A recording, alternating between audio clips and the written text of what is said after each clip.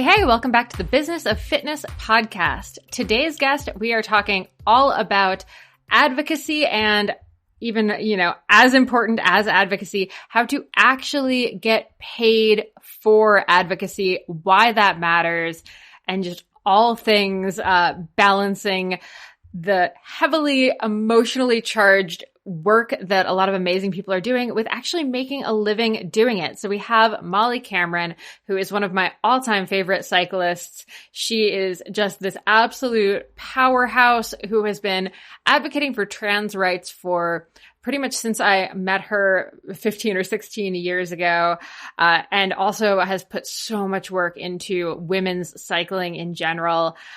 She's owned bike shops. She's owned women's cycling teams, and now she's doing more full-time work as someone in cycling advocacy, working for LGBTQ, DEI stuff with brands like Shimano. So doing really big work. She's going to be at the People for Bike Summit in Bentonville, also at the World Cup. She was a huge proponent of bringing a lot of trans rights and advocacy work to the World Championships down in Bentonville last season.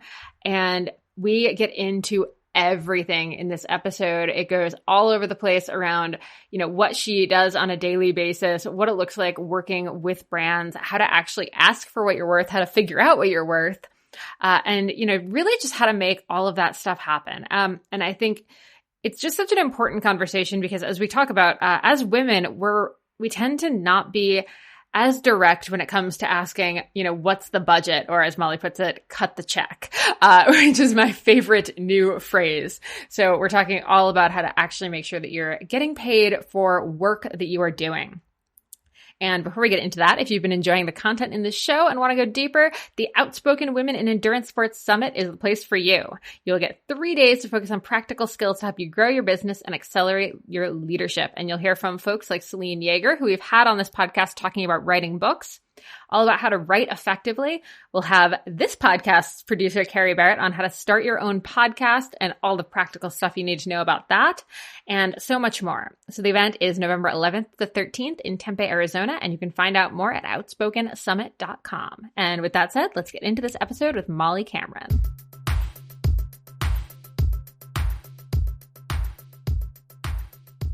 All right.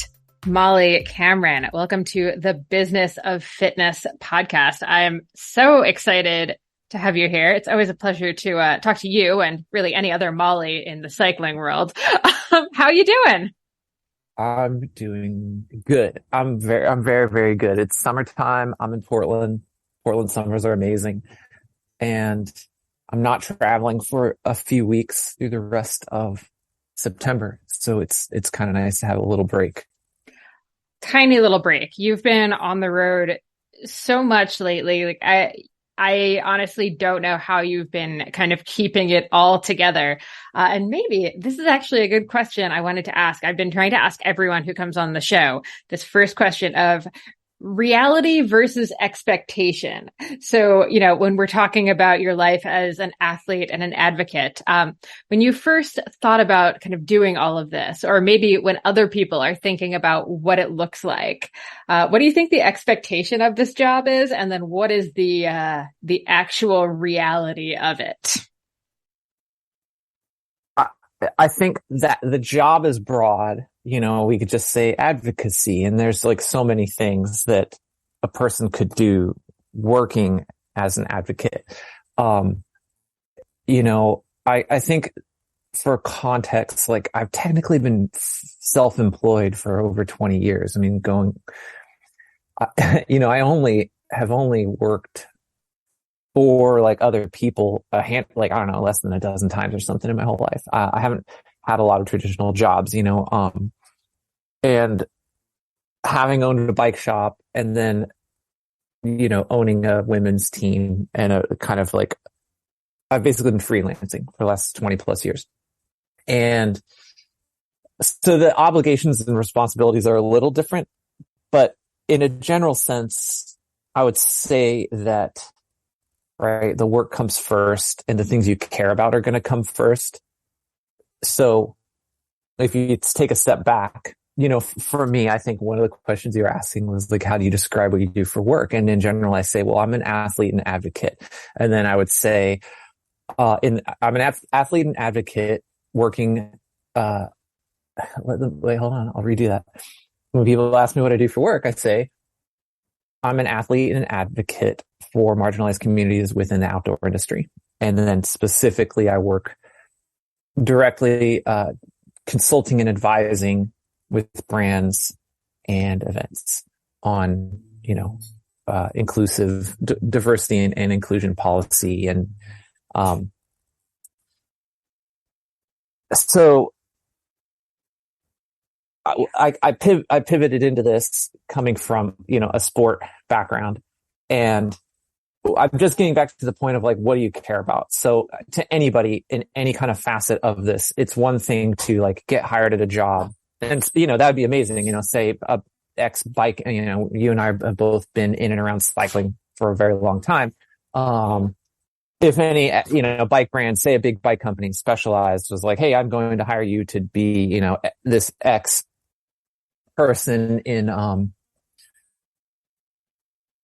doing diversity and inclusion work, or, in advocacy within this business. So then your priority would be your obligation to your bosses. I think there are a lot of people and a lot of folks like us that are doing advocacy work that are either freelancing or, self-employed or have contract work, which I guess is all technically freelancing. And I always just say, like, what is important to you? Again, so backing up a little, for me, I was like running a women's team and I ran a bike shop. Those things are really important to me because that's what paid the bills and they were what I was passionate about. And then the pandemic happened and there were no races to go to. So the women's team just kind of like, there was just this weird pause, and it wasn't even intentional, right? It wasn't intentional for any of us. We all thought we were going to have normal lives. And then all of a sudden by whatever, February, March, we're like, oh, we're fucked. Like nothing's happening.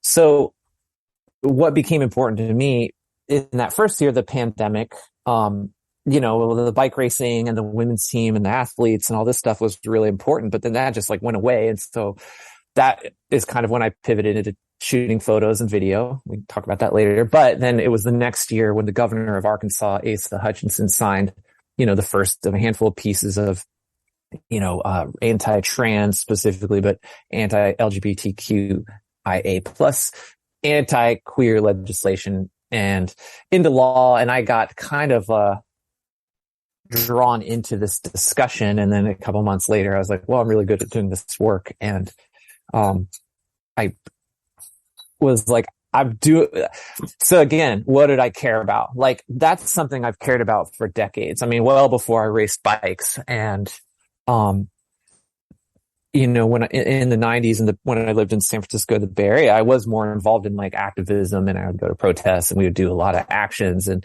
I was doing a lot more straight up like activist work. And, that stuff never went away. But then when I owned a bike shop, what I cared about, my priority was this business and like trying to, run the business. And then the women's team, and it was like the women's team and trying to run a successful, sustainable women's team. And then, my own personal career.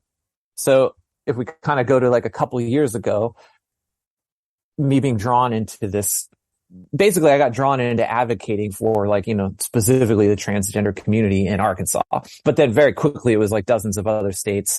And, now 2 years into this kind of assault on everything LGBTQ, I'm advocating for the larger community, and so it wasn't really like a planned intentional thing pivoting into this, but it suited my, my skill set and my, even my partners and my sponsors from, my own personal, backers and then supporters of the women's team, like pivoting into this stuff was a really organic fit. And I would say you have to really be honest to answer your question, be honest about what you care about. It's okay to care about having a career, right? And if you can make a viable career, or you can get a job, with an advocacy organization or with a business and have a career, if, I don't want to say if money's important to you, but if a sustainable career is important to you, that's like one thing, then there's okay, the ethical and moral stuff, the stuff we care about, whatever, let's say issue or concern you have, like, is that, how much do you care about that? And then you could take somebody like me and you, where we're both athletes, and we've both really cared a lot about, I'm sure like the giving a shit about being an elite athlete has ebbed and flowed for both of us over the years, but we both really cared about it. And that's something I'm so acutely aware of now, because time is everything. And especially as I'm getting older, I still really care about advocating for marginalized communities. And I really care about, it's a weird thing for me to say as an anti-capitalist capitalist, like this is a whole other podcast discussion, but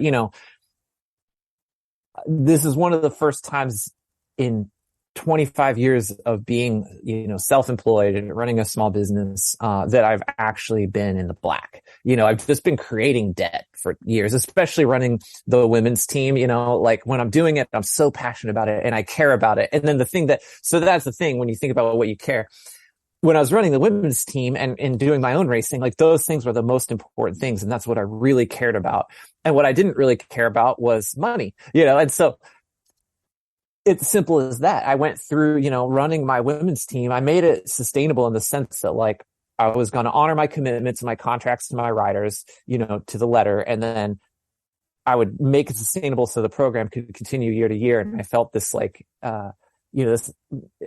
the obligation I put on myself to just like give back to women's cycling, and really like we need more women racing. We need more women at races. We need more women's races. Like, there's such a huge disparity in income gap. There's a whole lot of problems there. And so anyways, I really cared about women's cycling and particularly women's racing. And then I didn't give a shit about like putting money in savings and like being a sustainable adult. Right. And it's not like, which is so funny because you literally just said like, women need to make money racing their bikes. And I'm making sure that the women on my team are making money and like getting paid. And then here you are like not caring about that for yourself. And like, that is a really acute and wild thing. I definitely did not pay every woman on the team. I want to be upfront and clear about that. But some of the really good riders, I could pay. We'd pay and negotiate a little salary. And sometimes the salaries were bullshit. It'd be like a 5K stipend for a year. And I was like, that's all I got. Like there's not a lot of money here. And it is funny in hindsight. I'm like, there were some women I would pay like 20K a year, even like 10 or 15K a year. And I laugh now because I'm like, right, I wasn't taking home anything. I wasn't paying myself. I was trying to pay, whatever staff and like, mechanics or drivers. And then, the riders when I could. That it just, this is a whole other thing with women's cycling, which wasn't really, I know what the point is, but it all ties together. It's all like constantly advocating for marginalized communities. And in this case, like just women bike racers are a fucking marginalized community because they're never at this point, never going to get paid as much or the same as men. There aren't as many opportunities, in the last few years, there's just less and less. And yeah. It's a tough go. Women are fighting for a lot out there. And well, and I think kind of part of what you're saying, you kind of like alluded to like it's, hard to be a capitalist and like, the anti-capitalist like tendencies come out here. But I think maybe, what you're kind of coming to is like, it is okay to want to make money for the work that you're doing. Like, it's okay to want to have that in your life. Like there's something wrong with that. And I think that's actually how women get like brainwashed because we get kind of told that like racing bikes is like this fun thing that we're supposed to just do for the love. Advocacy is a thing that we're supposed to just do because it's the right thing to do. But like with like no expectation of ever, getting paid for all of the labor you're putting into it. And I mean, oh my gosh, like how many years and hours would you say you've put into advocacy work before, you were making any money for any of it? Yeah.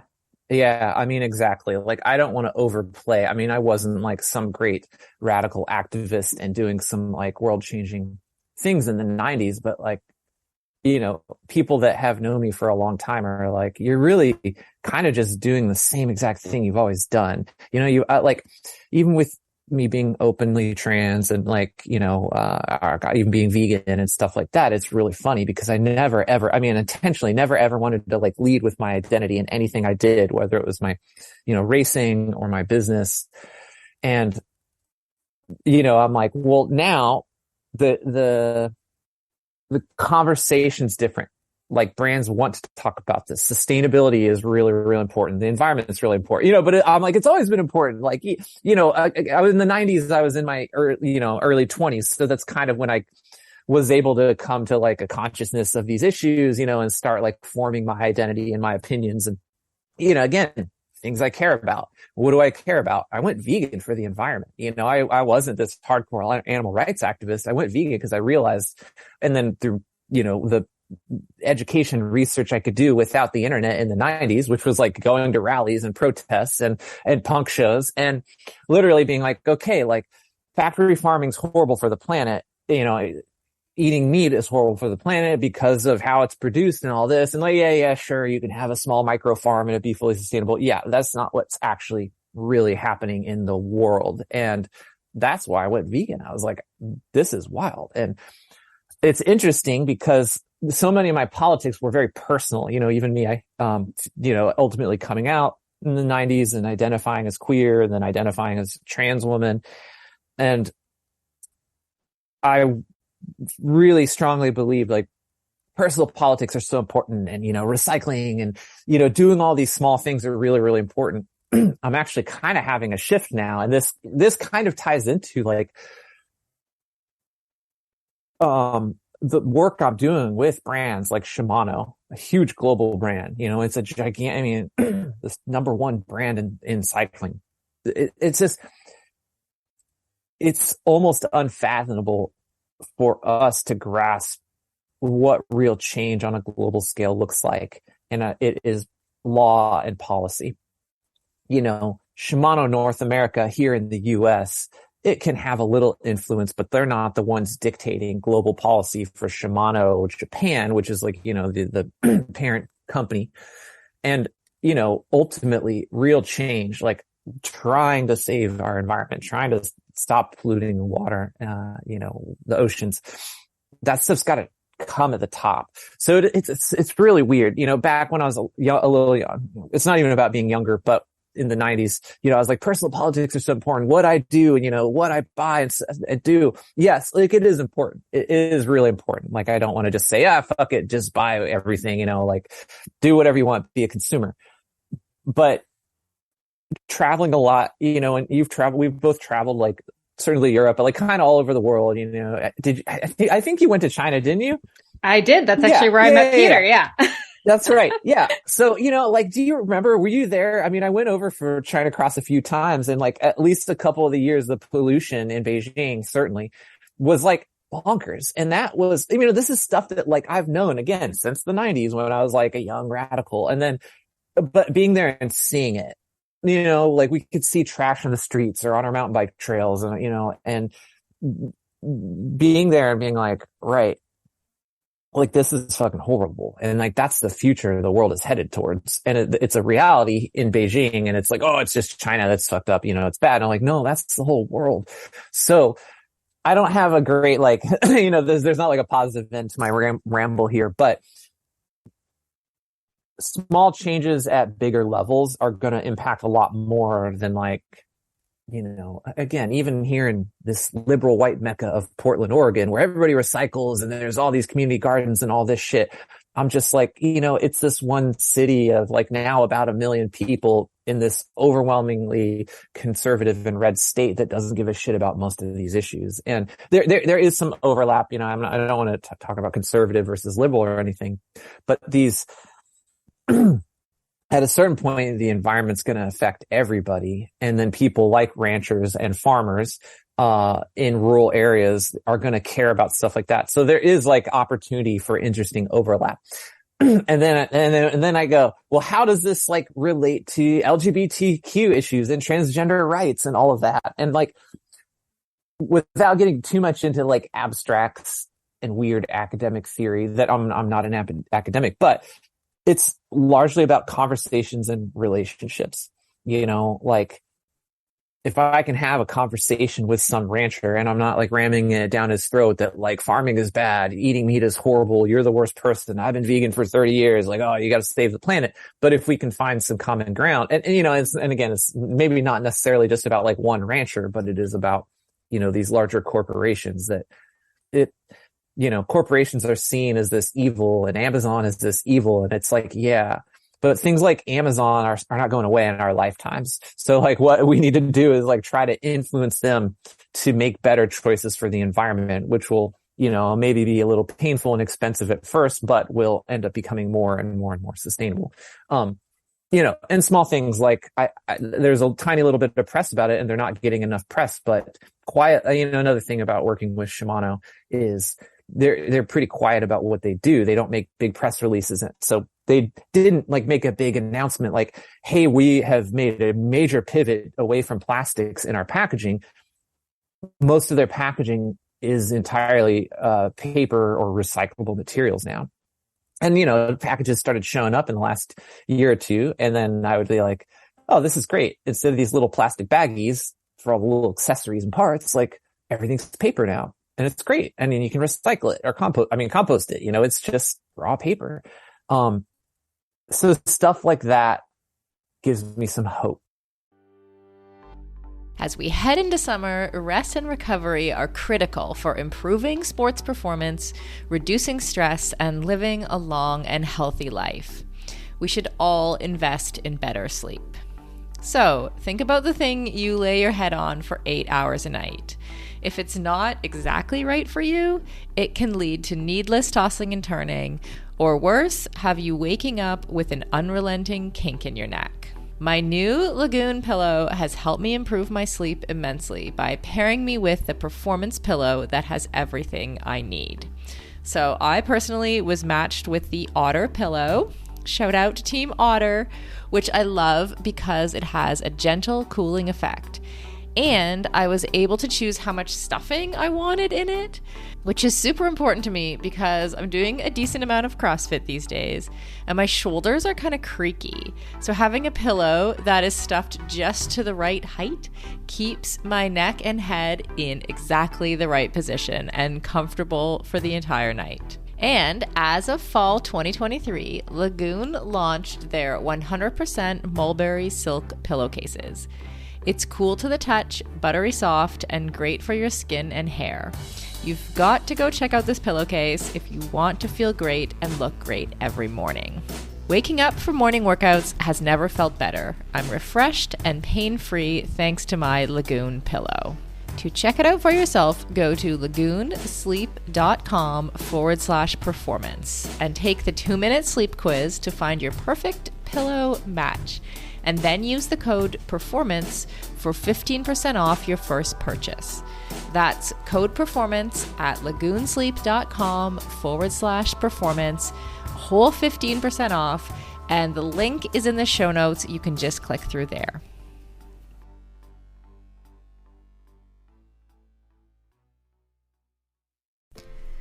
Endurance sports should be accessible to everyone, right? That's why we are so excited to be partnering with Motive. Motive is one of the fastest growing training apps in the world today, with thousands of amateur athletes signing up every month and a nearly perfect 4.9 star rating in the App Store. You are not a template, and your training plan should not be either. Prepare for running races, triathlons, cycling events, duathlons, or swim runs, however your season schedule shapes up, and get training written by some of the best coaches in the world in each discipline who know what it takes to help amateur athletes reach their goal on race day. The app takes the training written by those experts and then creates the most optimal training plan for your schedule, abilities, and goals. Plus, the training is fully customized to your race schedule, how much you can train each week, your current abilities, and the goals you want to achieve in your race.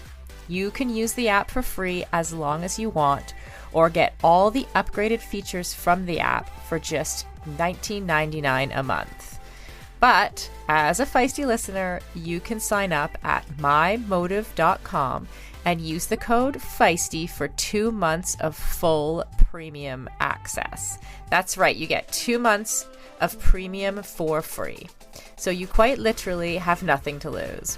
So head over to mymotive.com, MYMOTTIV.com, and use the code Feisty, FEISTY. And on a personal note, I know the founder of Motive, and he is driven to make triathlon and all endurance sports more accessible for the athletes who care about their performance, but who aren't quite ready for a full-time personal coach. If that sounds like you, definitely try the app for 2 months for free. You literally have nothing to lose.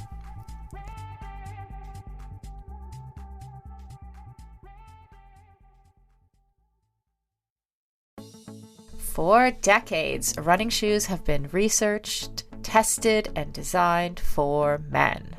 Brands have relied on the shrink it and pink it approach to sell male shoes to female customers. That's why we are so excited to be working with Hedes. Hedes designs athletic footwear for women that elevates performance, safety, and style. Hedes unlocks the science behind women's biomechanics through dedicated research, creates better shoes for women that support their longevity and performance, and establishes new design standards to promote transparency in a male-biased industry. Hedes have a lower ankle collar to reduce rubbing, a breathable mesh toe box to allow for ventilation and to allow for female toe shape, a special kind of plate in the midsole to keep tired legs going, a narrow heel cup to reduce heel slippage and take the pressure off our Achilles, and a rounded instep to create a snug fit. Hedes has 3 shoe models designed for different sessions: the Alma Cruise for long runs, the Alma Tempo for training days, and the Alma Speed for pushing the pace. I've personally been running in the Alma Cruise and I love them. It's the shoe I always wanted and never knew I needed. The fit is perfect in every way. You can get your own pair of Hedes at hedes.com and use the code Feisty20 for 20% off. That's Feisty20 at hedes.com, and it will all be in the show notes. And that actually makes me want to ask you a question. You know, as you're mentioning Shimano, working with brands in this sphere is very difficult because, you know, a lot of brands kind of, and I know you've had this happen, a lot of brands just kind of want to hire you to say that they've hired this, you know, someone who's going to talk about like DEI stuff and like, oh, we've hired an expert. So like, we're done. We've ticked that box. We can move on. You know, how do you deal with like turning down companies or like finding the right companies to work with? Because that's a huge thing. Yes. And not in any business's defense, but I think the larger problem, the larger dynamic that happens is certainly, let's just like focus in on the cycling industry. They don't even know what to do. And so they want to do something. I'm going to say that the majority of cycling brands in the US are all foreign owned. They're owned by a European headquarter, you know, an Italian, you know, Campagnolo is Italian, Shimano is Japan, SRAM is Chinese, you know, like, or Taiwanese, and forgive me. And, you know, they don't know, like the US offices are like, we got to do something. And then, you know, yeah, they make these, let's just say diversity hires, you know, and that's something that a couple years ago, it really was like Black Lives Matter jump started a lot of this,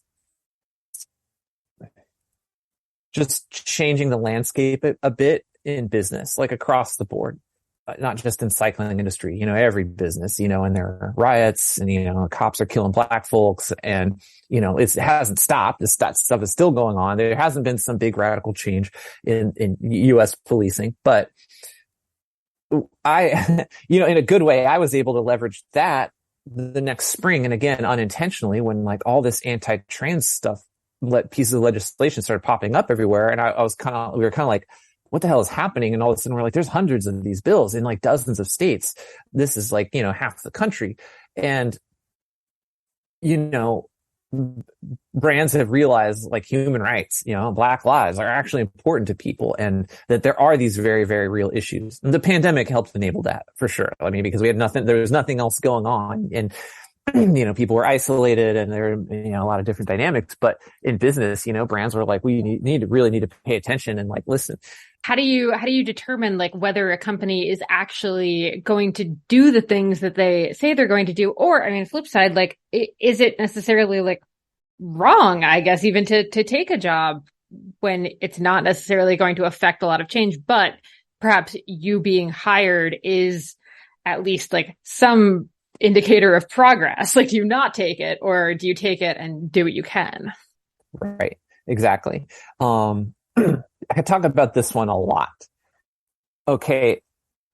Well, again, going back to like, well, what do you care about? And if you're going to dive into, or if you're going to make a career choice, a business decision to start trying to do advocacy work or consulting for pay, I think it's just like any other. You need to realize like this is just consulting. Like even if, again, let's use Specialized as one example, and nothing, this isn't it's just a brand that everybody can kind of recognize and identify. Like, say they go out and hire a DEI person, person to do advocacy or sustainability work. Well, it's important to like keep in mind, like, this is a job and it's not your business unless you're an owner or on the board. Like, you don't actually have much of a say. We all like to, believe we can influence these businesses and they need to listen to us. And you hired us. I mean, and that's an important thing to keep in check, is like, really analyze the hell out of this business. Again, is it foreign owned? Where's the money coming from? I mean, money. It's all money. When you pay attention, just follow the money. And then that'll help you dictate and that'll help you develop a strategy for implementing the changes or the policies that you want to see. You kind of assume if you're getting hired to do, any kind of advocacy or DEI or sustainability work with a business, they're bringing you in because they need help. Most businesses, again, it's about money. You really do have to take a business case to a lot of this. And now, that's not absolutely true all the time. Every once in a while, you'll have a business where it's often like a family-owned business or like a single owner, and there can be like an emotional case. There are plenty of, you see this in women's cycling, and actually in all pro domestic U.S. bike racing, call them like angel investors. There's usually just some rich guy that likes bike racing. Maybe he raced as a kid or has a kid that's racing, and then decides to throw like hundreds of thousands or millions of dollars towards a cycling program because they have the money and they just want to do it. And, it's like the marketing ROI. You're like, you're spending $1 million on a year on this team, and like, what's the return and how's it helping you make money? Well, people that have that much money don't necessarily need to. And there can be brand building and like, so all these things, look at the ownership, look at how the business makes money and how they spend money, and then really just do a critical assessment of that. And that should really influence how you work with and approach the brand.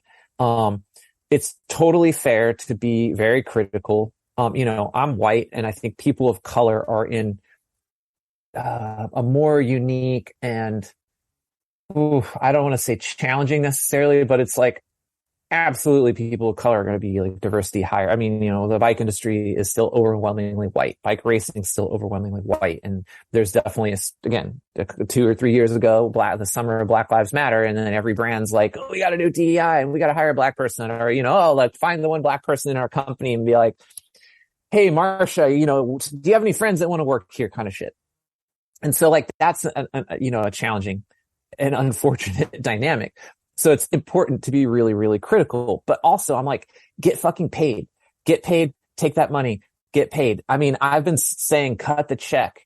How many brands have come to me, marketing managers, brand managers. I was at Cyclocross Worlds this January, and like the brand managers from the 3 or 4 big brands in the US all came up. Why aren't you on our bikes? And I'm like, cut the check. You tell me.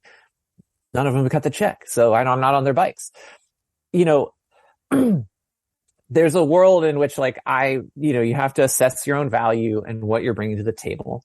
And this kind of circling back to why we're talking, I'm an athlete and an advocate. I was doing pro bike racing until, up into the pandemic. And and then I've pivoted into like some very serious like advocacy work and consulting. And, I have a unique value because, I am an elite athlete. I've had some pro racing experience, and I think that the athletic community respects me. I've also been a business owner for 20 something years, and so then the bike industry and the business community knows me and respects me. And I mean, that was when I started Ride. I was like, that's intentional. How can I leverage this? Really, the reason I started Ride, I was just talking to someone else about this week.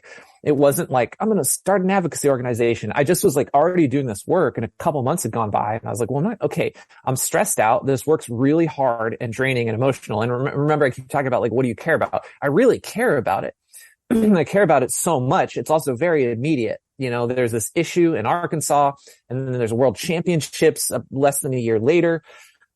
I'm looking at all these things, the laws and policies and, the race and the UCI and USA Cycling and I remember with that one, like that's maybe like such a good example of something that I kind of wanted to touch on is you're making these decisions that, could impact like huge organizations, right? Like I remember with the cyclocross world thing, you tweeting like, I am not saying boycott cyclocross worlds yet. Like that is not what we're saying, because that was sort of the knee-jerk reaction. And I think it takes, you have to walk a very fine line when you're doing this work of like really measuring all of these different sides to stuff and like the impact of what you say, right?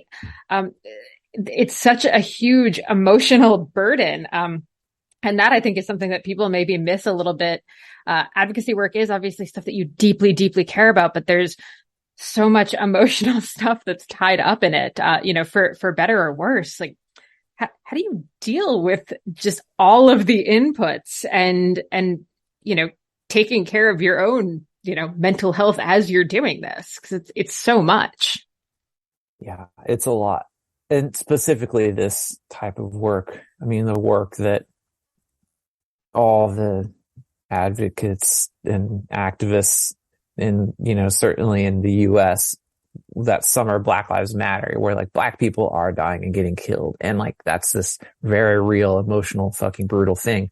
And, same thing now in the last year and a half, 2 years of this anti-trans, assault on transgender rights and the larger, LGBTQIA community.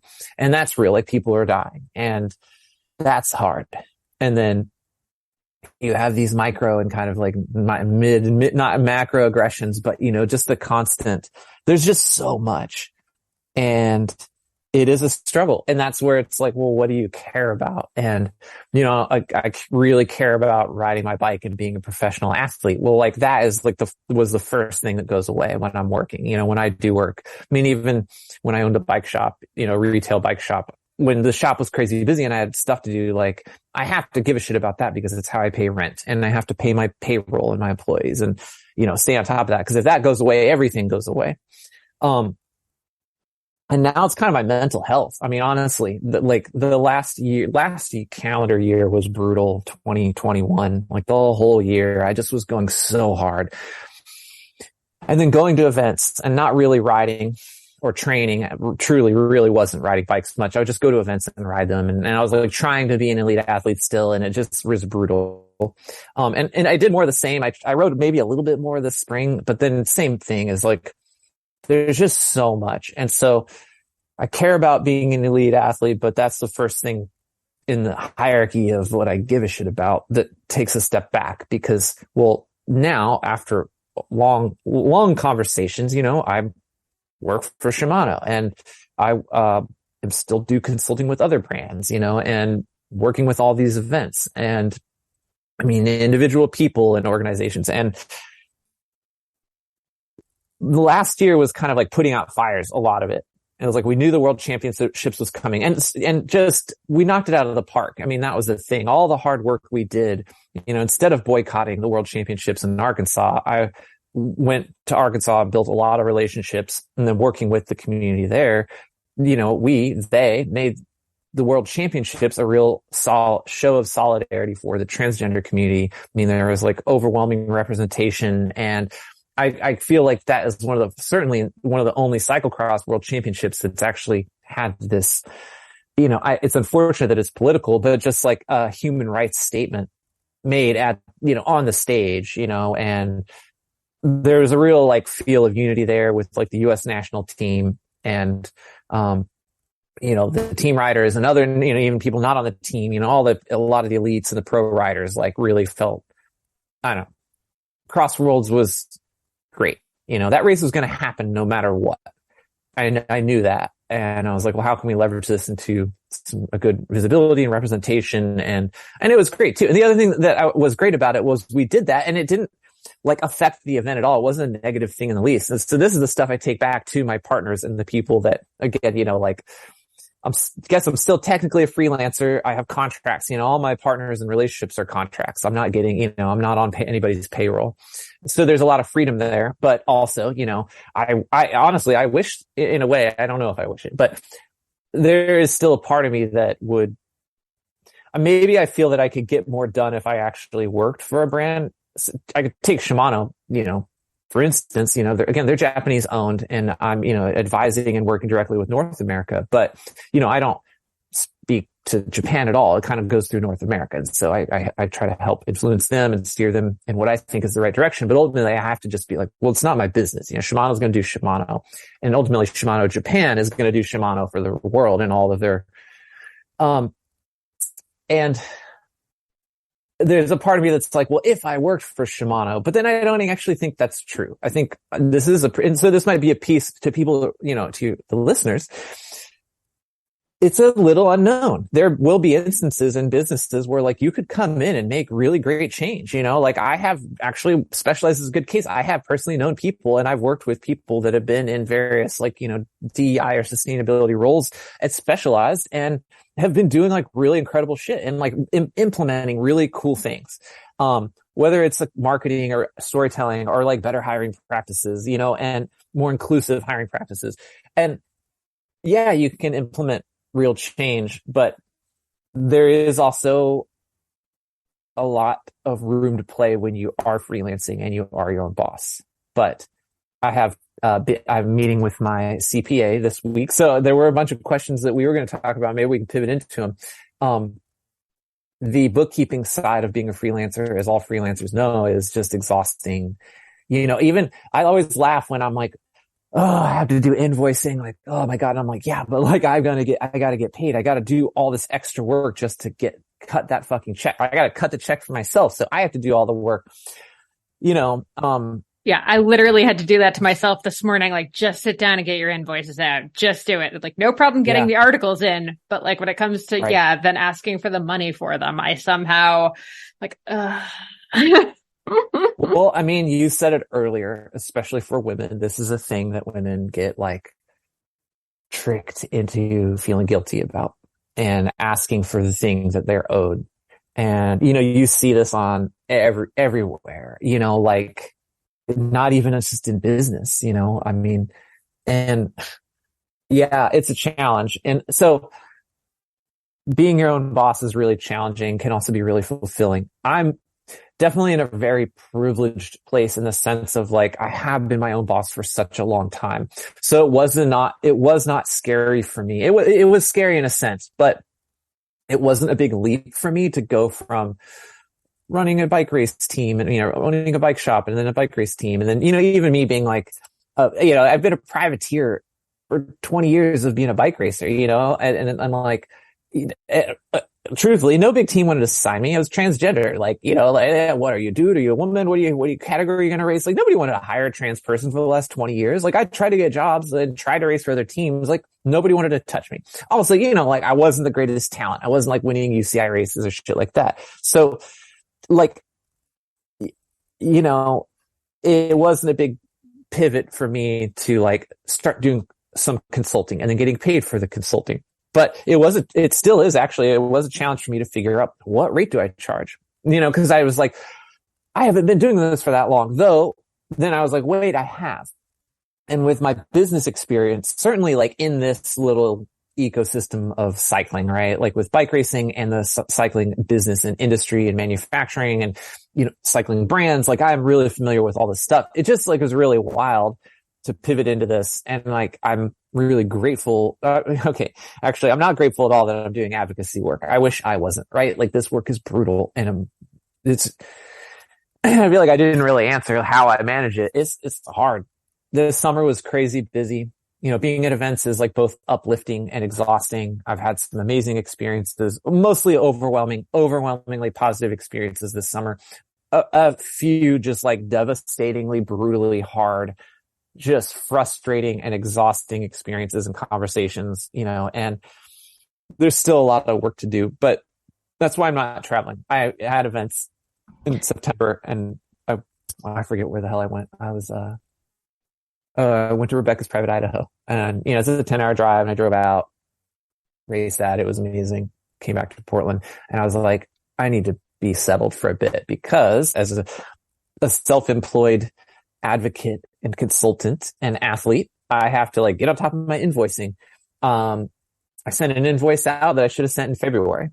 Like it's ridiculous. It's also like I shouldn't, it's embarrassing to put out publicly, but look, like this is the reality too for like when summertime's here is a busy season for like everybody, not just bike racers and not just the cycling industry. Like it's busy for everybody. Everybody's got family and kids and obligations and travel. And now we can travel again. So things have been crazy. And I'm using this time to kind of recharge and just chill and hang out with my cat, get on top of my invoicing.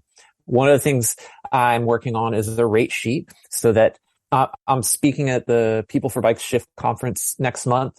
And, I haven't even figured out my rate, and it's like, I need a rate sheet even just for myself. So I have it in a PDF. I have it. But again, this is the thing that, as you know, and most of our listeners know, like this takes time, it's not going to take me all day to build this sheet, but it'll take a few hours on top of like trying to stay on top of emails and do some media and interviews, like there's still so much happening for me. And again, I care so much about being a bike racer and riding bikes. I haven't ridden a bike since Rebecca's Private Idaho over 2 weeks ago. Mm-hmm. And, I'm coming to terms with that because now how I make my living is less about my racing performance and results and absolutely more about one of the other things I have to do this week is create a PowerPoint slide deck to present to Shimano to talk about like, the state of diversity and inclusion, like inclusion at the events that I was at this year and, kind of what the state of things out there in the world are because, there's a lot of people at Shimano that are events, but there's also a whole bunch that are not. And the VPs and the executives that like I work directly with, they need to know. So my job now is to not only, this is part of the thing too, that I think anyone that wants to try to make a living doing advocacy work is, again, like understanding your client, whether your client's a business or a brand or an event, or even a person, and I mean, this applies to politics too, understand who your constituents, who's your audience. And then my job is to take all this work I've done, and you need to show it. So show your work. And with invoicing, that's like receipts. Keep receipts for everything. It doesn't matter if it's email or print. Email is great. You can just like email it to yourself, text it to yourself, keep receipts for everything, add that to your invoices. And that's showing your work, and then, I have to build a spreadsheet I have to build a PowerPoint slide deck, just basically recapping the summer on top of the weekly email updates I send out to the full list of, again, being an athlete and advocate. I have like, an email list of like, my bike industry, my bike sponsor and my helmet and clothing sponsor and all of my partners, but then also like some of the orgs and events I work with, brands I consult with. I just send out a general update, but then tailored to each client that is paying me, like I have a report, and, in a way I'm lucky that they're quarterly. And so there's this thing where I wish they were weekly. I wish I would have a meeting every week with, any of my, my contacts, my point of contacts at Shimano or anybody I consult with, but we're all so busy. And I also have to just realize I'm going to put all this work and energy into, showing my work, showing what I've done. I've been luckily, like I have been taking photos, so I can use my own photos and build a slide deck and send it over. And then I have to also realize, I can make recommendations, or I can say, here's places where Shimano was strong, here are places where Shimano was weak and needed work. I can present some criticism. But also like, that's it. You send it away and, everybody's busy. And then, Shimano's not the only one, if I get an email back, great, and I can follow up. This is the thing about working with businesses and corporations, sure, in a way, there's like corporations are the enemy. And it's just like, well, corporations that are fucking up and, polluting the environment and being sinister are the enemy. But you just have to realize business is business. Businesses aren't in business to save the environment. Well, some are. Businesses aren't in business to do anything but make more money. That's their whole point. Though some business, you just saw, what's his name? Jan Chenard, Patagonia. Big news this week, right? Last week. I don't understand.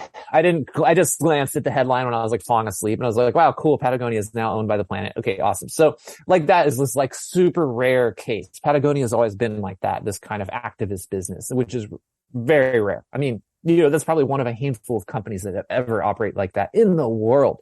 So if you understand businesses are in business, for capitalism, for money.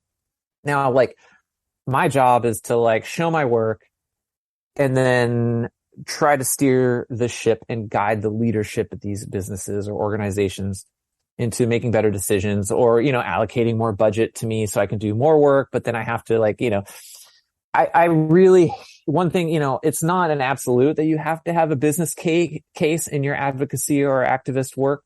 But a lot of times it can really quickly help them cut the fucking check, because ultimately, like, you need money to do what you do, your work. Again, and this is the guilty part, right? You and I are both like, I got to do this trans advocacy because, that's the thing. I basically was like, in a year ago, when I was drawn into this trans, specifically in Arkansas, and these laws that were like targeting the transgender community and their families and everybody in Arkansas. And I was being drawn into this, and I was like working on this so hard every day. Literally these like 12 and 15 hour days. I just wake up, make coffee, work, and just be on my computer and working and emailing and calling. And then, I felt like things were moving. And then I was like, I'm burning out. Like 6 weeks went by and I was like, I'm cracked. I'm emotionally cracked. I'm not taking care of my relationships. I'm not riding bikes. I'm not doing anything else but this work. I either need to be getting paid to do this, or I need to step out.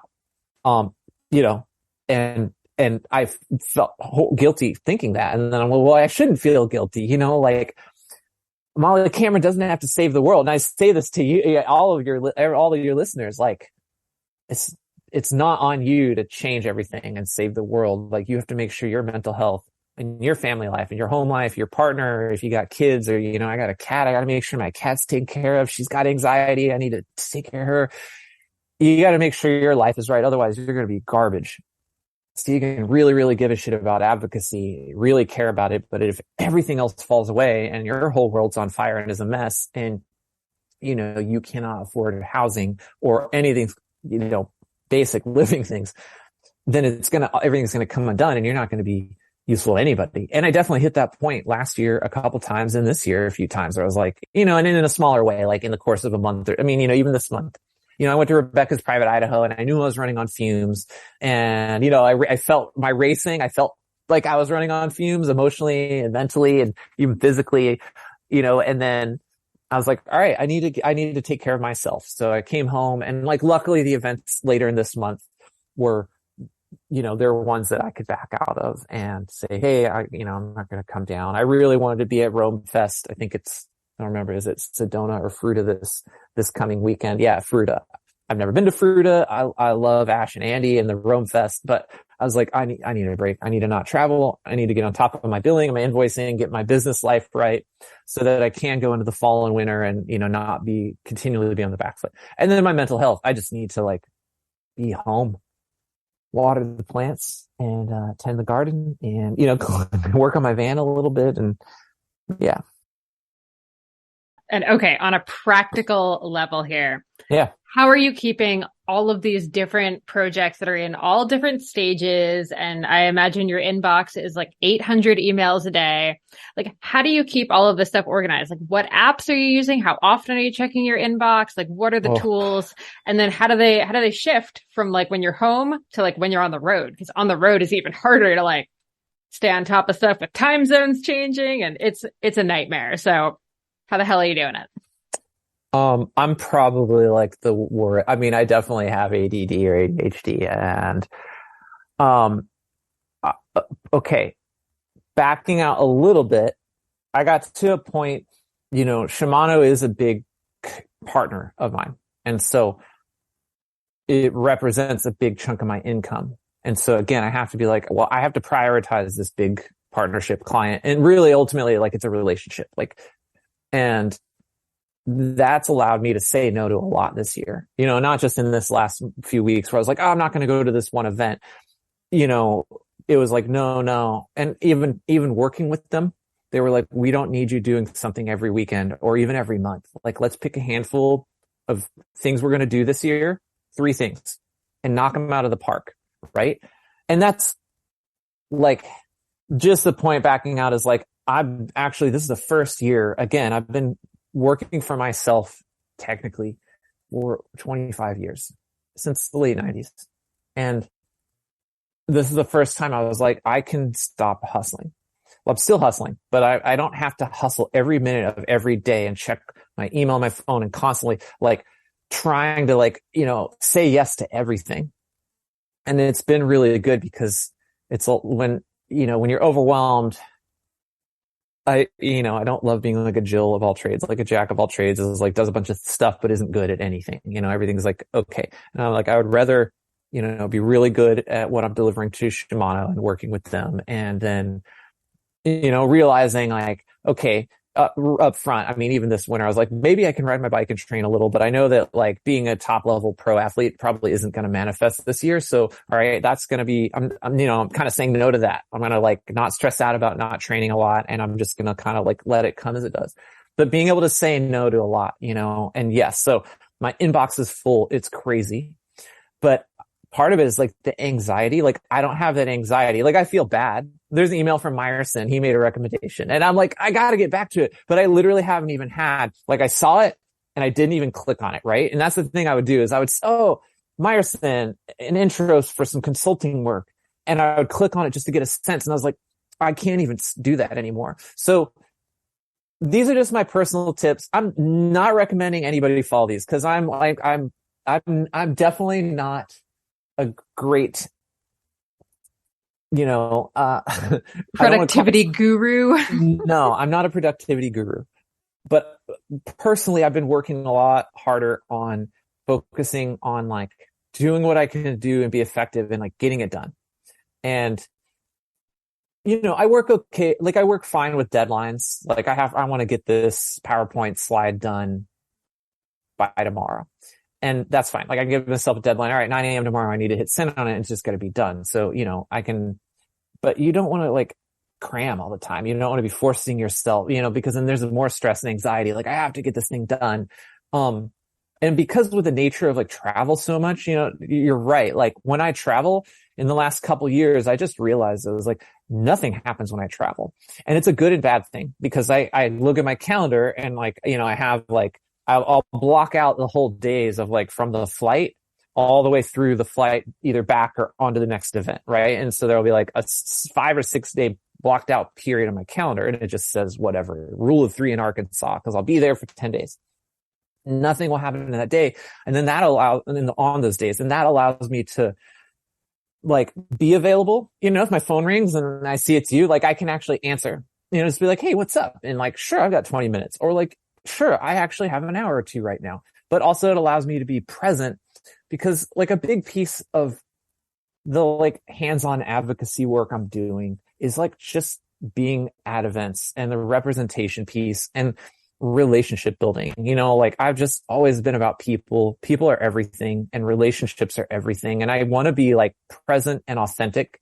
I don't, for years, my people are like, how are you? And I'm like, I'm busy and tired and stressed out. And that's what I've been saying. I mean, again, owning a retail business, I think most retailers would say that, it's a hard grind. And then trying to be an athlete on top of that. Well, of course you're busy and stressed out. But like now I'm like, I want to be present and available for people. And it's been great. Like it has been really good. That's been a really good thing. So, I'm privileged in the sense that I've been able to like leverage like a close to 20-year relationship with Shimano as an athlete and team manager into, okay, now they're compensating me to be a consultant and still an athlete, and they want me at events. And, that's been really, really lucky, but it wasn't just this like super privileged thing where I was like, hey, Shimano, like give me this great contract. It was a lot of work. Again, over 15, 18 years of like just knowing people, being present. There's a lot of trust that's built. And that's one thing, just when relationships are everything. And like when you're starting to work with, say X brand calls you up, say Specialized calls either one of us tomorrow. And it's like, hey, we want to bring you in to consult on, whatever, some project or a bigger deal or a bigger contract or something. And you're like, well, if you don't already have a personal relationship with the person that's interviewing or talking to you, and you don't have much of a relationship with the brand, like you need to start building trust. And you can't, got someone from Arkansas said it, like, relationships move at the speed of trust, I think is the quote. I need to look that up. And that's definitely always been my style. And then now intentionally pivoting into advocacy work is even more my style. I'm like, hey, like I'm white, I'm transgender. My home base is Portland, Oregon, and so when I go to other states, I'm like upfront about that. I'm like, I'm not coming in here to tell you what to do or how to do it. Now, if a brand hires me to come in, there's, it changes the dynamic, but still there's an element of trust. You need to understand your client and you can take a political look, like to understand your constituents and your audience. So then you can like effectively deliver, good advice and recommendations, or also, help develop better policy or practice. So I pivoted away from productivity, but I will say I text myself nonstop. I love that. I just constantly text myself. And it's part of it is that I can go and then delete the text. So here, let me just look. I'll tell you what my last text to myself. There's a podcast. I wanted to listen to Magali Rochette's Fever Talk about menstruation. I listened to that this morning. A threaded 1-inch PVC. I'm doing electrical work in my shop. Going up. Then, Claire from Wolf Tooth, a little marketing advocacy discussion.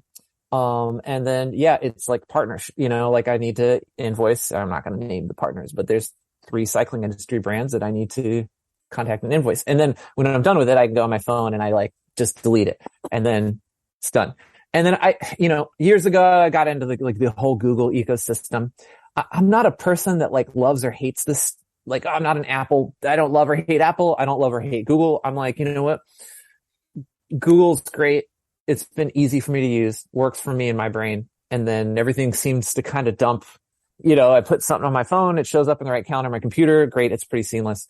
I just downloaded an app that, it's like a creative app called Vero, Vero, that's supposed to be like, for photographers. It's like a non-Instagram version of, it's like really more focused on visual than, Instagram's all like TikTok-y and stories and reels and video and everything. I downloaded a couple other like Notion productivity app. Oh, I tried with Notion and I was just, oh my God, I was out after the problem is Notion is such a rabbit hole, and just trying to get anything set up in there, it looks beautiful and you see other people's templates, but then when you try to start doing it, it's just this white screen. It's so much blank space that I actually couldn't handle it. So I bailed after realizing it was going to take me 40 hours to maybe get it to do what I wanted it to do. It also doesn't have any calendar function, really. You can make a little calendar in it, but it doesn't sync to anything. So not going to work. If I was going to make recommendations or advice to anybody, like if you haven't been using anything, like just kind of pick one. And if it feels good, go with it. Right. You know, like you just didn't feel good about Notion. Great. But you and I have been doing like kind of similar stuff for a long time. And I'm always like, you know, I think these days too with computers and everything, people are like, you know, you use Gmail and you're familiar with that. Right. Or, you know, maybe you use a different mail client or, I'm always like, do whatever is easiest for you. Because part of it for me is that like, I will make lists and then like nothing happens. And I'm like, I need to start quantifying. So again, this year, I mean, partly last year, but really through this winter, when I went into this year, I was like, I can start saying no to shit. I don't have to be running around like crazy all the time. Like, I got to do this and I got to do that. And I got to try and reach out to and so part of this is like, and again, I'm coming to you from like, I have the privilege of having like 20 plus years in the cycling industry ecosystem and in the sport. So I have that. It is a privilege, but it's also been a lot of work, you know, but I can go, I say cut the check all the time. Partners will reach out to you. The people you want to work with will get back to you and reach out to you. I mean, there's a group of business I'm going to send an email to today, and I've probably emailed them like 3 times this year with no response, but I will do my diligence and I'll send them another email, update them. Hey, do you want to try to work together next calendar year? You know, let's have this conversation. Yes or no. But the other thing I've learned, and again, being in this more established place in my life, I just stopped chasing people around. And I probably should have done this a long, long time ago. And it's not that like, oh, I'm hot shit and people are going to come to me. You know, we all need to kind of be, you know, when I talk about marketing too, especially in advocacy, it kind of has this, I think, a negative connotation a little bit, right? Like, you know, you don't just want to be marketing to Black people. You actually want to be like actually a part of Black, you know, you want to hire Black people to then have them do marketing. But really marketing, I think of it in a way as like, well, again, you need to have a sense of your own value, like loosely as a freelancer, you know, as an advocate, what you're bringing to the table, and then the kind of clients and people you want to work with. And then you do need to market to them. And again, like take the negative connotation away from that word. I can think of a better word, like outreach. You know, you want to be doing outreach and putting yourself out there. You know, fortunately, like me being at events is great because I just meet new people. You know, every event there's somebody new and there's old friends and new friends. But I lost my point. No, I think that's one of the biggest things. You've mentioned relationships a bunch of times. And I think anyone who's looking to get into this line of work, the showing up at the events when you're like, before you're getting paid to be there and like actually talking to people and, you know, making the connections. I mean, I remember meeting you at a bar in Bend at one of the USGPs, maybe 17 years ago now. Yeah. Fuck. Yeah. And Meyerson is the one that introduced us on the note of like people that you mentioned even in this call. So, you know, the sports industry worlds are all so tiny and so insular, and it's not that hard to kind of start making the relationships, but you do have to start making the relationships before you can necessarily, you know, be asking for places to cut the check, which I think is a step that a lot of, younger people are missing these days to turn into like an old person. Like, yeah, I mean, yes, I know. I know. And that's like something I'm so conscious of being an old person. And I don't want to be like, oh, kids, you got to do it this way. But I just try to be practical. Like, and I have seen, how to put it? This is actually a criticism. It is always wild to me when people will complain on social media about like doing business with X brand and like they fucked me over and didn't pay me and blah, blah, blah, blah, blah. Right. And like most of the time it's that there were assumptions one way or the other, because again, in business, and if you're choosing to work with businesses, I mean, you can not work with business. You can just work in the nonprofit sector, which is kind of like, this is all like adjacent. And I'm doing more and more work, like just with other advocacy orgs and businesses and in the nonprofit kind of actual advocacy world. But like, you know, my core experience is in this like businessy, sporty world of cycling. So I'm always like, contracts are contracts. business world lives and dies by contracts. And if it wasn't in your contract, you can't get pissed about it. So I see that a lot. And that ultimately is like, I think, I don't, it could be a feeling of like inexperience. Like people will go into something. I'm like, look, if it's not explicitly lined out, if your contract doesn't explicitly say they're going to cover your travel and your luggage and all expenses incurred, and then you go to invoice them for like $300 in baggage fees and they don't pay it and you're pissed. Like you can't really be pissed because it wasn't in your contract. So do your fucking diligence. Like read your contracts, find a lawyer to review your contracts. I did. And like, it's not cheap, but in the long run, even if you are paying a lawyer like $500 for a one-time consulting fee to look at a contract, like it's going to save you heartache and embarrassment in the end. And like at the end of the day, complaining about, a contract, well, it's on you, like you accepted the contract and the terms in it. So yeah. And I mean, I'll also add like the bike industry is such a small world. So like once you burn one company, the odds that someone from that company is going to move to a company that you later want to work for is just so high. So yeah, never a great thing. I actually wrote about that in the Athlete's Guide to Sponsorship book that I did. Because it's just like, it's such a big thing. Okay. So yeah. And like get it in writing is what I'm always like, get it in writing, and if it's not in writing, there's your answer right there. If you're like, hey, are you going to send me that bike? Are you going to send me that bike? And then you're not getting it in writing back. Like you're not, don't expect, but, and I will say too, seeing folks come from, actual TV, basically other industries. I was going to say TV, but like not Hollywood, but when you have other creatives, or you have other athletes, or you have other brands or business people coming in from other industries, and they come into the small little business world of the cycling ecosystem.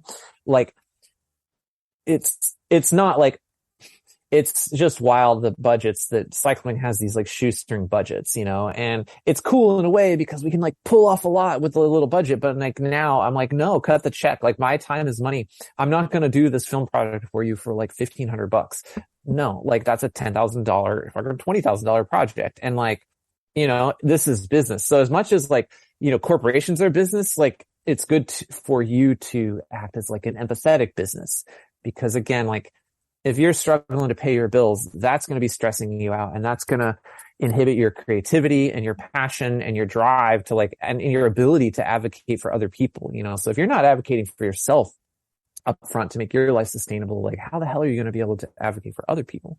So that's been the pivot I've had to do emotionally and mentally in the last 2 years, is be like, you know what? It's okay to get paid to do this work.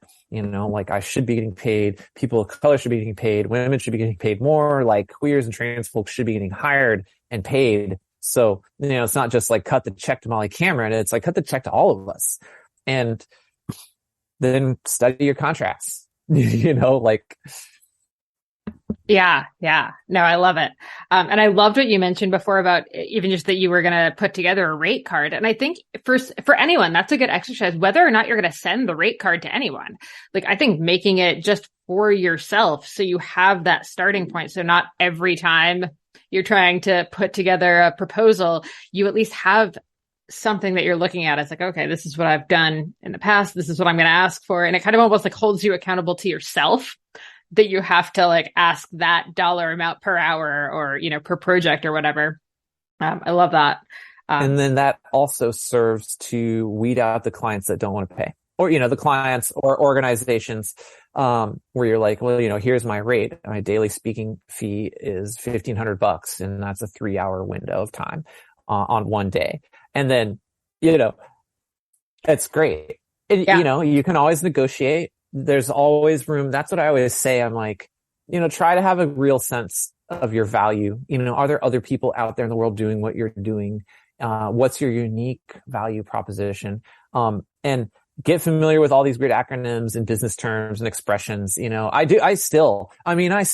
Somebody will drop something in a meeting, or I'll be on like a Zoom call or something. I'll be like, what the hell is that acronym? And I'm like Googling, and I'm like, oh, okay. Like key performance indicator. I knew that, but I don't use it all the time. And it's just different region to region and business to business, and the lingo. I hate it. I really do hate it. I would rather have like interpersonal conversations. But again, like I want to help steer larger global, like at least state level, big changes, because those are the things that are really going to help save the planet and help save us from each other, and,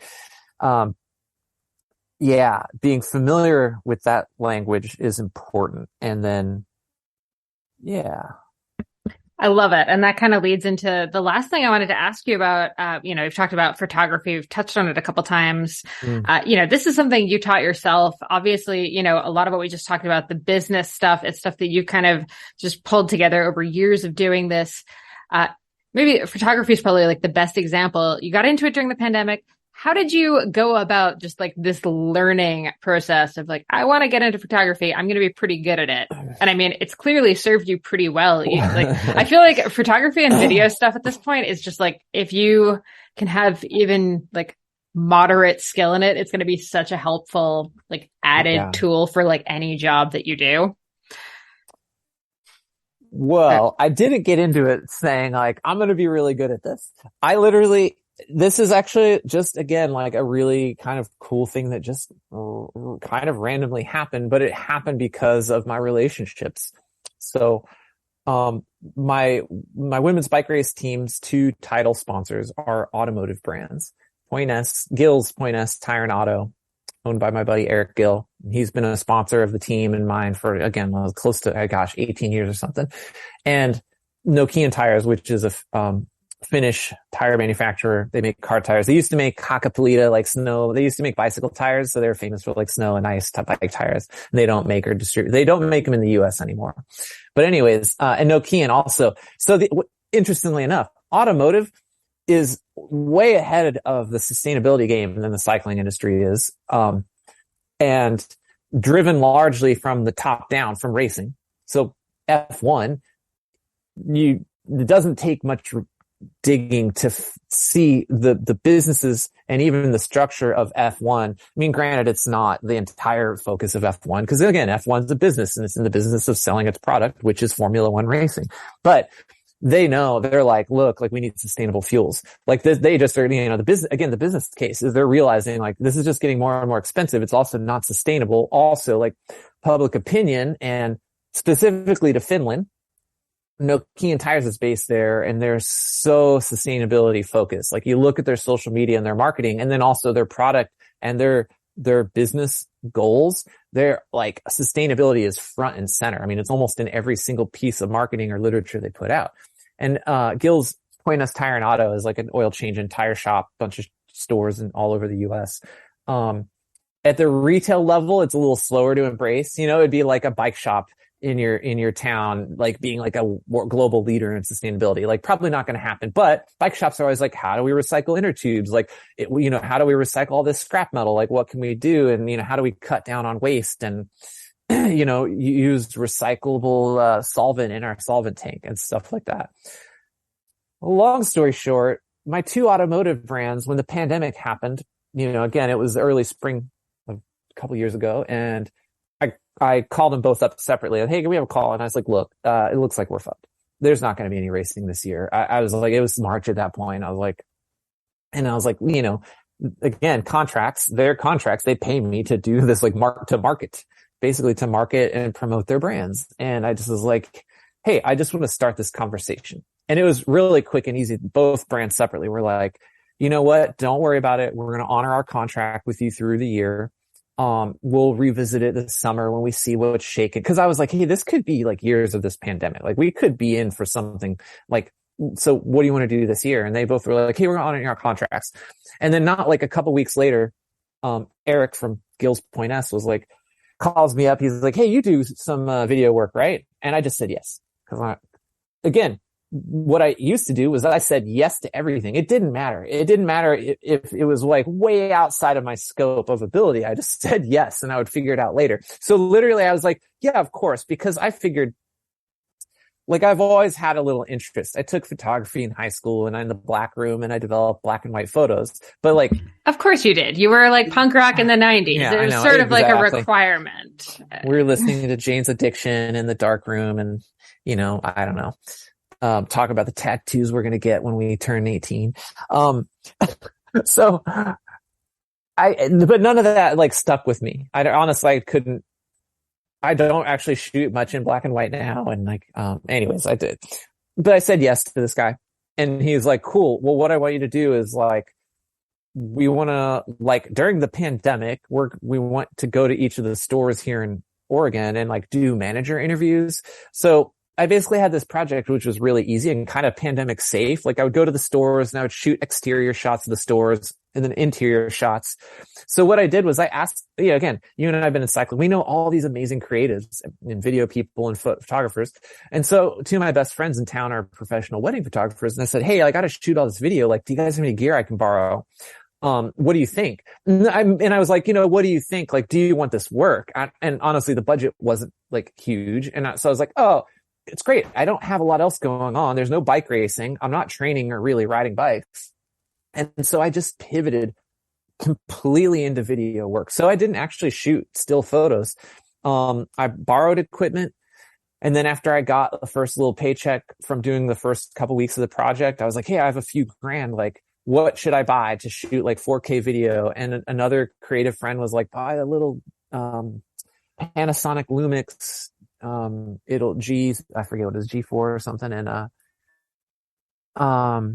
it'll shoot 4K, takes good 4K video, and you get some cheap cinema lenses for it. And so I just started shooting, and those first few stores are garbage, but then I did the same thing like 20 times. So it was such good practice to like, I would just drive out to the store location. I would like set up the tripod and I would just take some exterior panning shots of the store.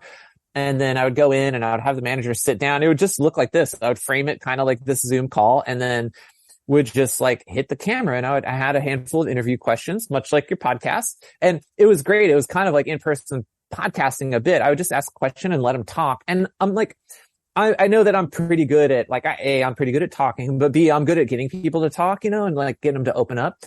And so I'm going to all these stores, and again, conservative rural Oregon. And,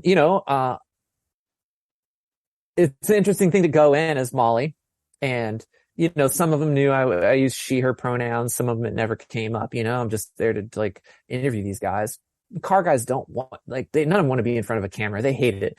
And so some of them definitely was just like very stiff, not interested. And others, like, I would just get to talking about them and learn some like really interesting stories. So I shot a couple dozen of this. And so then by the end, I had bought some of my own camera gear. I was borrowing them. And then, like I knew how to like shoot and do this stuff. And so the most simple way to explain it in bike racer terms is like, look, as an athlete, I would train 20 something hours a week. My entire world was cycling and training and recovery and my diet and my gear and my equipment. I didn't ride bikes at all that first year of the pandemic. It's all on Strava. I kind of laugh. I'm like, I think in February I was in LA, and then we were like, oh gosh, this pandemic's getting real. And so I ended up flying back to Portland. And then that was the most I rode all year. I rode like once a month. I just pivoted entirely into video. And, it was a real, again, this like privileged thing because I was getting paid to do it. It wasn't like I got into it as a hobby. I wouldn't have pivoted into it that hard if it was a hobby. I don't think I would have gone and spent like a few grand on some, a little video camera and some lenses. And then luckily, like leaning on the creative, like my good friends that are creatives, and then they all like wanted to help. And then I just had good practice of like doing this similar style thing 20 different times. And so by the end, it was just like, I knew how to do it. I was more efficient.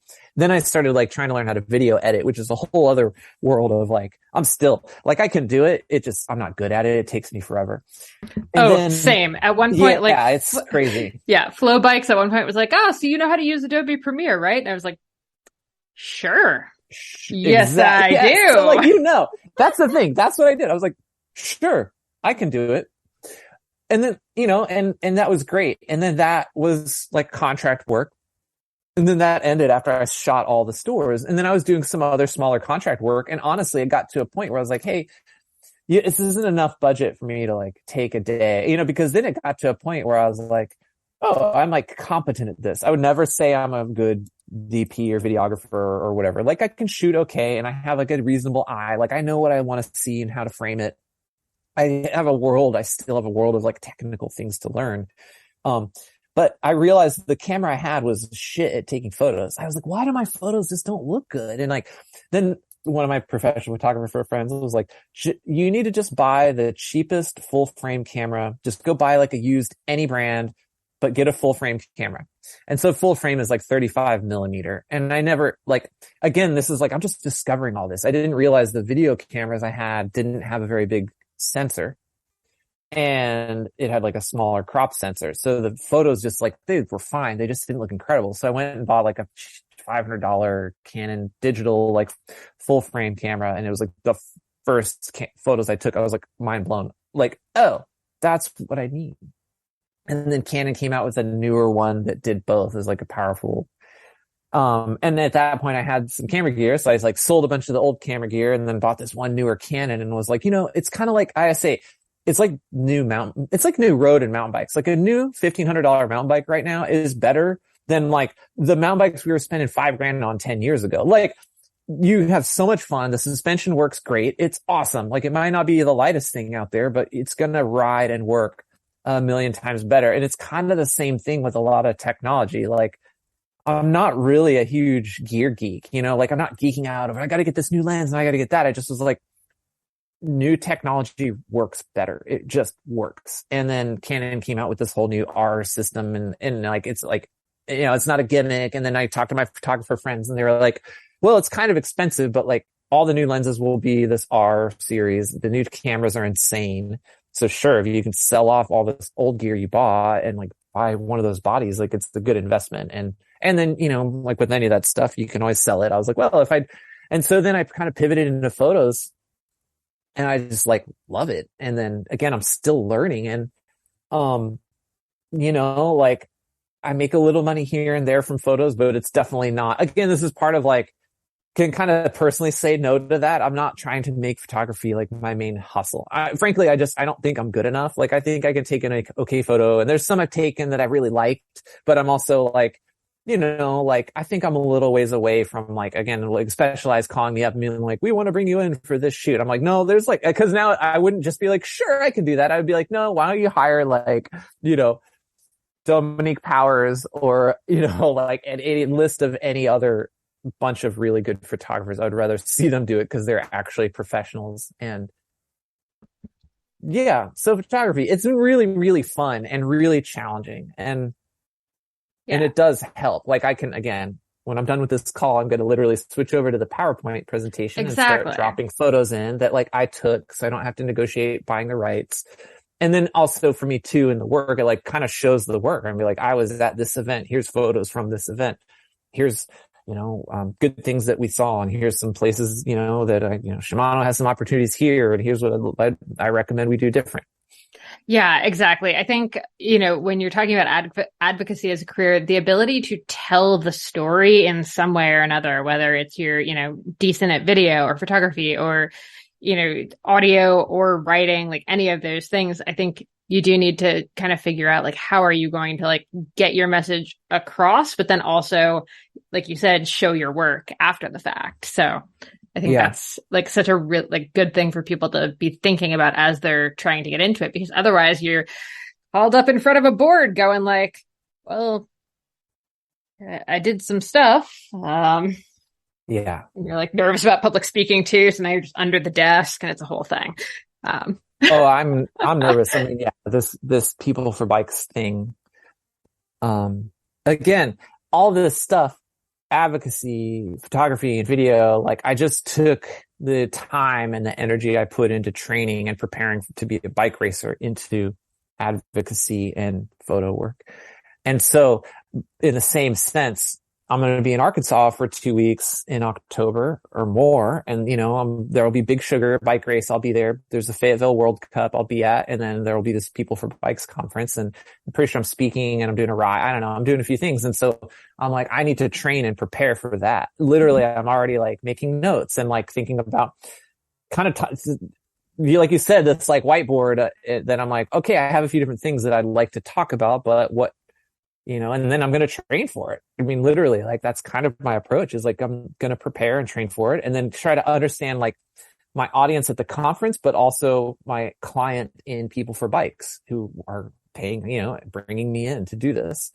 And then also I give a shit about it, right? Like talk about what I care about. And I'm like, I care about this, like trying to change people's transgender and LGBTQIA people's lives for the better, not just in cycling, but cycling is a really good vehicle for change. I'm leveraging the hell out of that. Mm-hmm. Not just to make cycling better, but to help cycling make people's lives better and easier. And yeah. And it's kind of interesting that, we first kind of reconnected as we were both working on some of the articles around the trans stuff happening in Arkansas a year and a half ago. Oh gosh, 2 years ago? Oh geez. No, a year ago. Yeah. Yeah. A year and a half, because it's September now, and it was the spring of last year. Isn't it just crazy? Like, it just seems like it was years ago. It seems so long ago. But isn't it kind of funny that we're kind of closing this current circle anyway, where we're going to be back in Bentonville in a couple of weeks. And, that's where a lot of this stuff is happening. I don't think there's anything particularly philosophical about it, but it is kind of this like very poetic, interesting thing that's sort of happened. Yeah. I mean, I love Bentonville. I love Northwest Arkansas. I just love the South. But I love it because stuff is happening down there, and it's not like every weekend there's some amazing conference or seminar or summit, but like the writing's really good and the coffee's great. And I've got a lot of really good friends and personal relationships now. And, there's so many compelling reasons for me to be there, but then also there's money, like there's Walmart money. And, it's not a derogatory thing when I say like there's Walmart money. It just means there's a family of billionaires and they all have a lot of various interests like art and mountain biking and, and the family business. And just means stuff will happen. It'd be like kind of being in LA. If you want to be in film, you're like, you go to SoCal or LA and there's just like that, the world is there, the ecosystem's there, there's money there. You can go a million different directions, more opportunities, and yeah, there's a lot happening in cycling down there. So it's like such a great place to be. And then, and you and I, old friends, new friends, like you and I will get to spend some time together and then be doing our current hustles. And then there's a need. I mean, back to the advocacy piece, there's a need, for real work. And the one good thing I'll say about generally down there in Arkansas is like, they really want to do it the right way. And they're really conscious of like paying people for their work. And which is atypical of the cycling industry where people and brands are like, well, how much can we get for, we don't have a lot of budget, but do you want to like do this huge project that's going to be mentally and emotionally draining and take up all your time? And as hustlers in cycling, we're like, yes, of course we want to do that for $500. And you're like, no. There will always be someone who will work for less than you. And there are people that are more established and will make more money than you for the same project, right? And you should aspire to make as much money as you can for yourself for the work that you're doing, and that's what's fair, and over time you'll get better as your relationships develop and your reputation develops, you'll get better. But nothing wrong with that, because I'm realizing in my old age, the more solid my foundation is, the better I can help other people. Instead of the way I've been doing it for years, with the women's team, it was like, we have a shoestring budget, but I'm going to make all this amazing shit happen. And it's like, no, it's just like causing me a lot of life stress and fiscal stress. And yeah. Yeah, exactly. Oh my gosh. Okay. This has been amazing, but we should wrap it up. Where can everyone find, follow, etc. with everything that you're doing? Well, I'm easy to find. Generally the Molly Cameron on any, Twitter, Instagram, Facebook. You can Google Molly Cameron. I'm working on a podcast of my own as much as someday, maybe this fall. I don't have a hard deadline on when we're going to release, but that's a project that's coming. So, mollycameron.com and then ridegroup.org, is the current website for Ride, which I'm going to do a little rebrand. Keep it Ride, change the meaning of the individual words in the acronym, and then Nice. All right. We'll include links to all of that in the show notes. Molly, thank you so much for doing this. This was so much fun. So many good things out of this. Ah. Always so good to see you, and see you in a few weeks. All right. I hope you enjoyed that episode with Molly. I will say, we went in so many different directions that I didn't really think that we were going to go. And one of the through lines that I just really appreciated was this discussion that it's okay to want to get paid for the work you're doing. And I think as a society, as women in particular, we've been kind of indoctrinated to not feel like we're supposed to get paid for doing work like advocacy, like bike racing, like a lot of things in women's fitness. But if you're doing the work, you deserve to get paid for it. And I really love Molly's point about making a rate card, whether or not you're actually going to send it to people, just making that rate card for your own clarification into what your hourly is, what your project rate is. That can just be so helpful, keeping you honest when you are sending proposals to companies. It avoids you kind of downselling yourself. This kind of just forces you to really think about what it is that you're worth. I love just the phrase, cut the check. I swear I feel like I need to tattoo it onto my wrist so I remember it at all times. Definitely one of the most important parts of this. And the most important part though, I think is Molly's original point that if you're getting into this field, you have to care. You have to care so much. This is not the kind of job where you get to leave it all behind at the office, close the door, walk away, shut the computer off. This is stuff that sits on your mind. It sits on your heart. It takes an emotional toll on you. And like Molly says, you do need to spend time paying attention to how you're feeling and take care of your own emotional well-being if this is actually the career path that you want to be in. So, it's a great career path. Advocacy is so important, whether you're joining nonprofits, as Molly points out, or you're trying to work within the business sphere, which is equally important. So hopefully you got a lot from this episode. Definitely hit me up over on Instagram. I am at Molly J. Herford. And of course, Molly Cameron is at the Molly Cameron. We are the two Mollys of cycling. And I just loved this episode so much. I hope you did too. And let us know what you think. Thanks so much for listening, and we'll see you next week.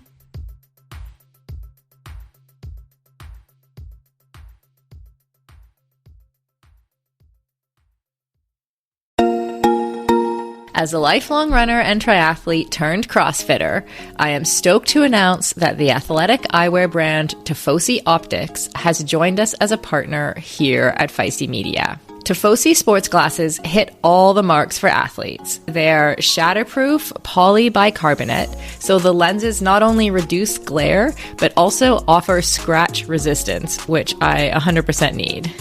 They stay in place when you are moving. The hydrophilic rubber nose pads actually get more grippy the more you sweat, so they are secure and don't slide down your face even when you're running in hot conditions. No matter what sport you do, Tifosi has shades for you. Whether you love tennis, fishing, pickleball, running, cycling, or just hanging out on the beach. They are super reasonably priced, which I love, so I can have multiple pairs that go with any outfit. And of course, Feisty listeners get a special discount. So head on over to TifosiOptics.com and use the code FM20. FM as in Feisty Media to get 20% off your order. That's FM20 at TifosiOptics.com. I'll put a link in the show notes to make it easy for you.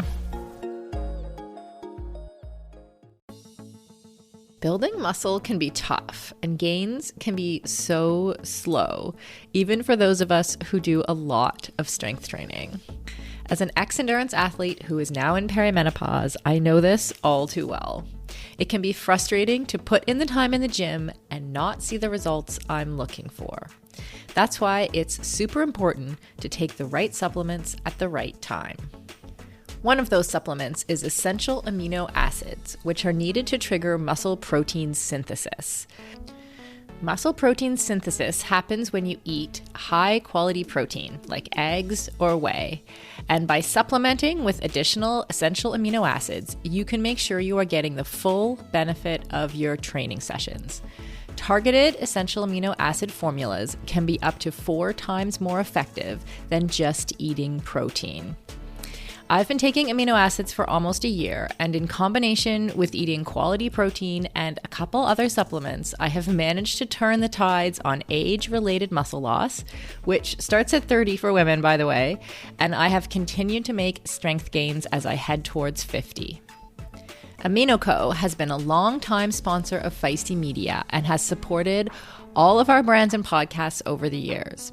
I recommend starting with AminoCo Perform, and you can grab some at aminoco.com/performance. If you enter the code PERFORMANCE, you will save 30% and receive a free gift if it is your first purchase.